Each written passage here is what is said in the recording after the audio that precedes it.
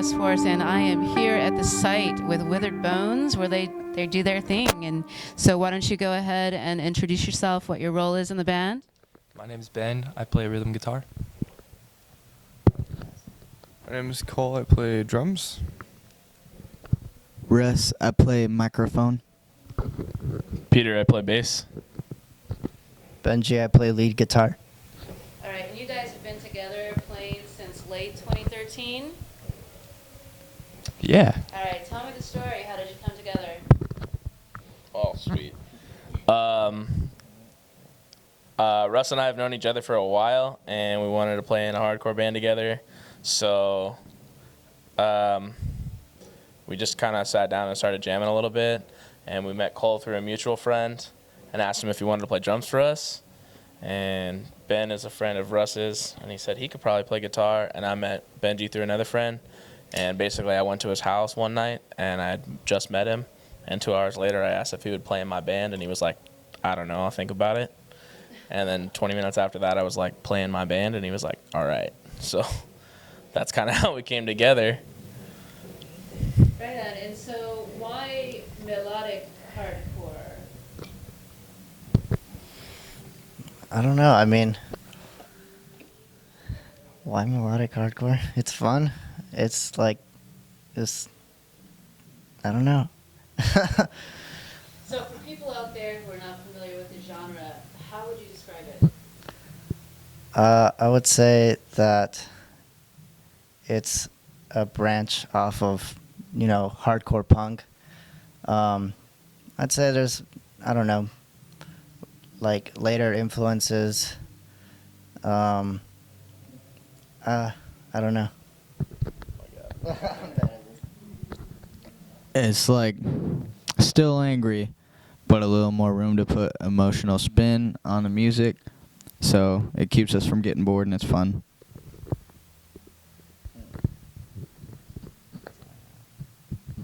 Yeah. Anyone, anything else? I don't know, I just like how emotional it is. And you can still cry and act tough at the same time, I guess. Still crying and tough, huh? Yeah. So it's a means for catharsis, like getting things out, venting out things. Yeah, absolutely. What's the experience with your audience? What kind of engagement's going on, and what do you see happening with them through your music? They like it, usually. I don't know. That's all I got. Yeah. We've had people like cry, like we've had people like mosh, we've had people like crowd surf. So it's really just depends on the person and what they're like feeling, So it's like a very versatile crowd So with melodic hardcore. who would you be if you were that guy in the crowd? Probably crowd surfing. Crowd yeah, surfing? that's my favorite. All right, I'm let's not hear- much of a mosher. Let's hear from all of you. Who could you be? From emotional hardcore, either thinking about crowd surfing or crying. I would just be trying to get the microphone doing pile-ups, because I think that's the easiest way to like kind of beat each other up without actually moshing, and that's just my favorite part about hardcore, seeing everybody care about the same line, because it affects everybody, whether you come from different backgrounds or not. Moshing and crying. Crowd surfing.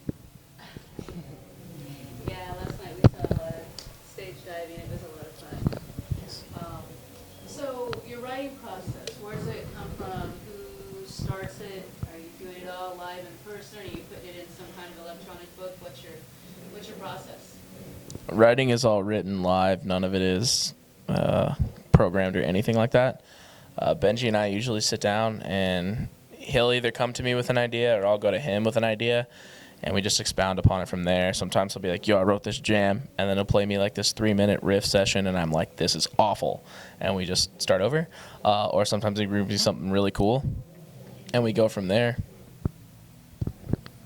Yeah, I guess I usually go to Peter with my ideas, with like guitar parts and stuff, and then I'll show the guys, and if they like it, we'll work on it together.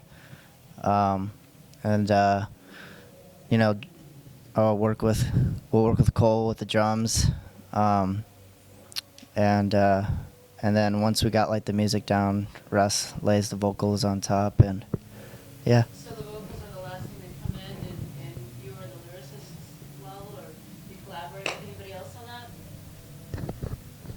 Yeah, I write a lot of it. A lot of it comes from things that I hear my friends say, and I just put that in the music and not even tell them. And a lot of times Peter will write lyrics, or we'll collaborate, or I'll write something and he'll tell me it's awful and I'll fix it. Yeah, that's it. Cool. Tell me about your record label, Blood and Ink. Are they going to be backing this new release that's Oh, yeah, they are. We're in it for the money, obviously. Yeah, Daniel White, bring us that blood and ink money. Blood and ink money. Um, Yeah, he'll hopefully be able to work with us with like a recording budget and timeline, and we figure out like the marketing for it, just how we're gonna push it, what image we're gonna go for, everything like that. So they're a big part of it. They're very supportive. They don't hold us back in any way. That's all I know. Shoot. All right, so you said coming up with an image, like your cover image or your whole, what the album's about. What do you mean by the image? Cohesiveness between merchandise, album artwork, the sound of the album, the way that we present ourselves, everything. yeah. Yeah. That's interesting. I didn't realize it was fashion with each release, that all those concepts are like brought together. That's cool. Well, yeah, up until this point, we've kind of just been a band that plays music and dresses like whatever. Not to say like dressing really matters, but there is an image to every band, whether they want to agree with it or not. Every band has their own sort of way that they portray themselves, both on and off stage, that reflects their music. And that's something we've been searching for. We're going to look for like a new logo. Of course, album art and everything is included in that, but like Russ said, cohesiveness between our album artwork, our merchandise, and the way we present ourselves. So that's kind of what we're doing now, is to make sure that what we're doing can be marketable, not to make money, but just so that it can be picked up by more things and people could see it, so that people hear our music, basically. Make you more identifiable. Yeah. What conceptual image do you want out there? What do you want people to identify you guys as being about or for? Equality in the hardcore scene. Yeah, I know. Will hopefully, yeah. I'm sorry to jump in here with support women in hardcore. That was pretty cool. Hell yeah. Yeah, we hope that the hardcore scene allows us to open other people's minds, and that they can continue to change people's thinking outside of the scene and inside of the scene. And that's pretty much all that we're about. Now, when you talk about the scene, tell us again, for somebody who's not familiar with the scene and the genre, hardcore. What does it embody? What's behind the scene? What is that? What brings that family together? Hardcore is a community. It's originally founded on, kind of the outcasts of society, where you don't fit in with certain status quo things. You know, you're not. It's from all different places. You could be someone who lives in like a super rich neighborhood and just not feel welcome, or someone who lives in an impoverished neighborhood and just wants something more. But everyone, when they go to like hardcore shows, is there to do the same thing, whether it be get out aggression or just be in spirit with people who are like-minded. And that's kind of what it is that you come together as a community for the same cause, and that's to have fun, to enjoy music, and know that there's people out there just like you. Even though you don't feel like you are, like you're supported, you are. And that's the thing behind hardcore, is that it's always supported me, and I love being around the community that it is, because I've never felt more welcomed or loved, I guess.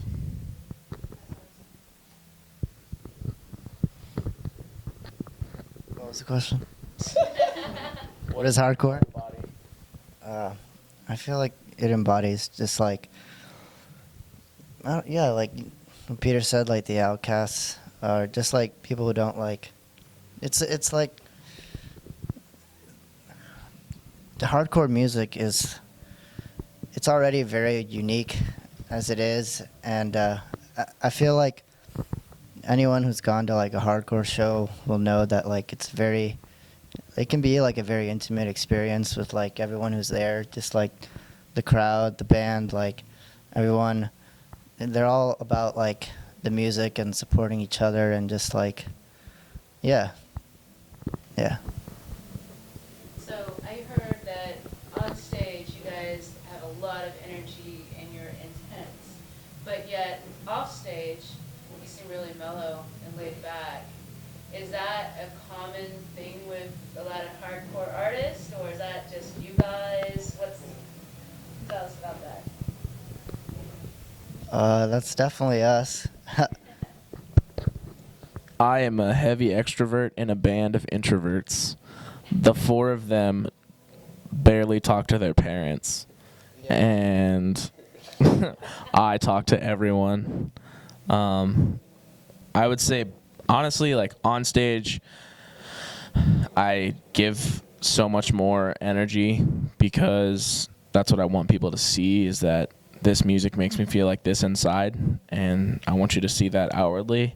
Off stage, I'm still a pretty intense personality. I just happen, I guess I still am a little laid back when you talk to me. I want to be approachable, but I still feel like out of everyone, I'm definitely more of an intense personality. But Ben is just the same.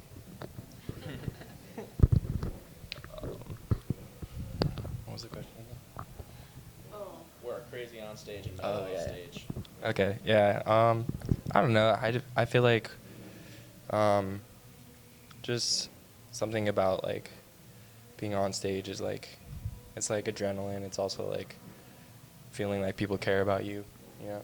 And so for a lot of, at least for me, like that's definitely one thing. It's like a community. It's not just like I don't know, try to be a rock star or something like that, or have anybody like or have any benefits really. It's just like about people like listening to what you have to say, and just like they tend to listen more if you're like doing crazy stuff, you know, if you're just I guess like standing there, or you don't look like you care about it, why should they care about it, you know? So that's how I feel about on stage performers. On stage versus off stage. Like Peter said, I'm one of the biggest introverts you'll ever meet. So the moment I'm off stage, I have a hard time coping with all the people around me sometimes, or all the time. It's just, I'll have like maybe 10 to 15 minutes where I can handle everyone around me, then I'll have to like go somewhere else for a little bit and then come back. I mean, we're just people. That's true. You don't walk around acting like the way you perform, and nobody does with any trade, really. Like, whether it's hardcore or Katy Perry, you know, it's all an act sometimes, but I think for hardcore it's more because we're venting. But, yeah, I mean, we're chill off stage, but so is every other person in most hardcore bands, I feel like. Release For the Ones I Love. Did I say that right? It's amazing. What was that about?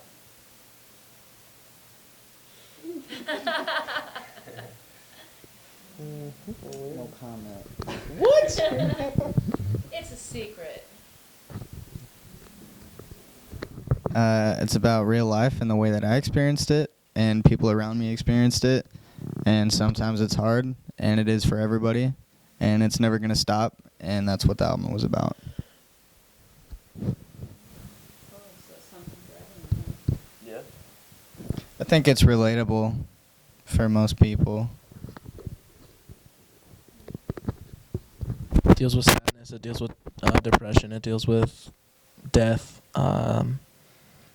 self-worth, self-respect, just kind of hits a lot of areas that I feel like people can relate to, especially nowadays with it used to be so not taboo, but like anybody that was going through something had to keep it real secret, and nowadays I feel like there's a lot more support out there to talk to someone or be outward about it and say like, hey, I'm having an issue. Like, you can just say it on Facebook and you're gonna probably have 5 to 10 people hit you up and make sure that you're okay. But before, like years ago, it was don't talk about it. You shouldn't talk about it. And I think that's something that the album does talk about a lot is it's okay to not be okay. Thank you. Yeah, thank you for sharing that, because it's good to know. Where do you want to go from here? I know you're about to take off on a few weeks tour. What's coming up with that? What is Take Hold? Is it Take Hold? Mhm. What is that about? We don't know. We just, I mean, it's a festival in Grand Rapids, Michigan. A lot of our friends' bands are playing. It's something that they've been throwing for the past few years, and we got asked to play it. So, yeah, we don't know. I don't know if they have like a vision or something behind their fest, but just a ton of different bands play, and we were asked to play. So. Yeah, I looked it up and I saw something like the Take Hold shirts. I'm like, oh, what is that? And I saw like the donations and the accommodations. Like most of the bands are being housed by people. Yeah. I think it's amazing. There's like a lot of bands. Yeah. List, so That's cool. yeah. Yeah, honestly, Grand Rapids is really cool. Take Hold is a church that a lot of our friends are involved with out there, and they, yeah, like you said, they're accommodating people really well. We have a place to stay and eat for the couple of days that we're there, and like if that's what it's about, is just helping bands, like that's cool for us. I don't think it's a church thing, even though it's hosted at a church, which is nice because churches are interesting places. So. Yeah. So. Yeah, it's another kind of outreach to youth. That's good. Yeah, I mean, there's definitely going to be a lot of people there, so it's cool for us when we can kind of, hey, here's our music, come talk to us. So, are you taking merch out there with you? Yeah. And what do you have to offer? What can people look forward to? We got hats, we got CDs, we got tapes, we got like 4 or 5 different shirts. We have them if you want to see stuff. We can just pull it out real quick and. Yeah. What is that? Open it up. It's probably going to be like a picture shirt. So, yeah, we've got quite a few items we'll take with us. We're trying to, there's a hat. We usually try and take merch with us. We printed a lot for the summer. And, Are people still playing the tapes, the cassettes? yeah. Oh, yeah. Tapes are a cool commodity. They come with a free digital download. So if you would like our album for $5, buy a tape and hold on to the tape because it's cool, or play it. You don't have to, but it comes with a digital download, so download that. And physical CDs are $10. So if you don't want to spend $10, buy the tape. Yeah.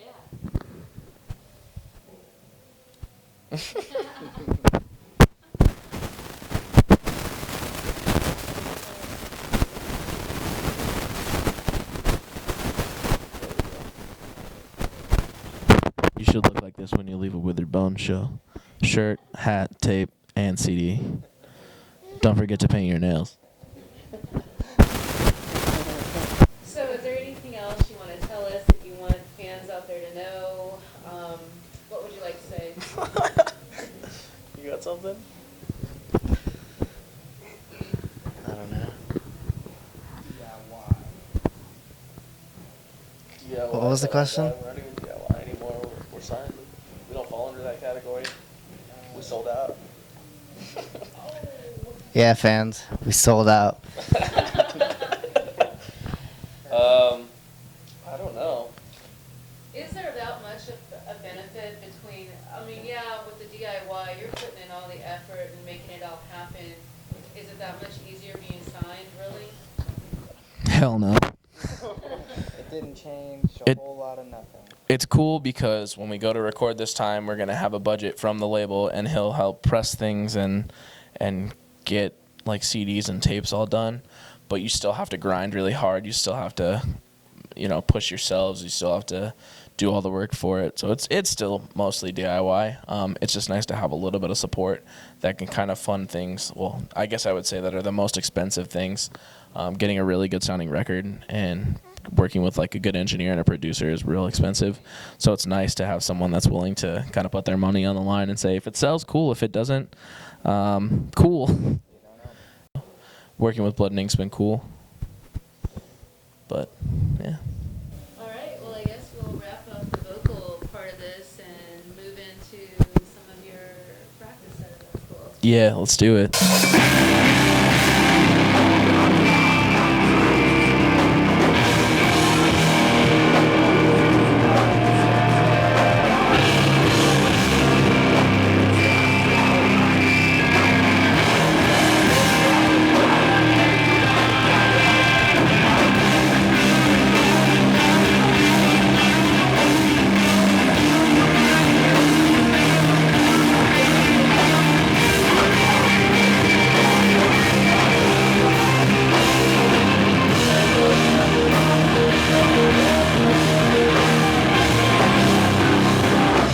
North